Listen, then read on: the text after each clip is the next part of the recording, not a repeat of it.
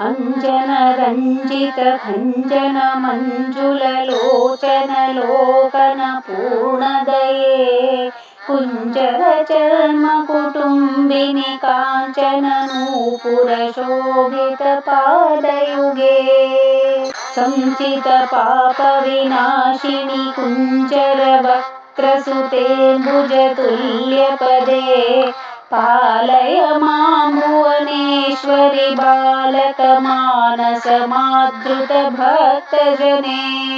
मत्त महासुर पत्तन दाहक नृत्यपति प्रिय रूपयुते सत्तव मानव मानस चिन्तित सुन्दर पाद युगेषु भगे दुस्तहलासुरहस्तगताङ्कुश शोभिनि मत्तमरालगते शङ्करि मे भुवनेश्वरि शङ्कुरु शङ्ख समानगले विमले अम्बुरुहासन सन्नुत वैभव शालिनि शूलिनि शैलसुते तुम्बुरु नारद गीत गुणे मणि मंडित मंडप मध्यगते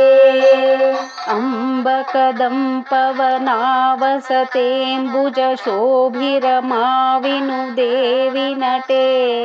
शाम्भवि मां भुवनेश्वरि पालय कालभयादयया सहिते आसुरशक्ति हरे मित भासुर भूषण भास्वर गायधरे भूसुर वैदिक मंत्रनुते गरुधूप सुगंधित चारुकचे दारुण संस्कृति मोह विधारिणि भीरुजनाभय देवरदे मातरु मे भुवनेश्वरि दूरय दुष्कृतमाशु महेश्वरि मे सोमधरे कमनीय मुखे नवनीय पदे समनीतिधरे सामनुते वरनामयुते मितद्धामहिते रिपुभीमगुणे तामरसोपमपाणिधृतोत्तम चामरनीजनलोलसुरे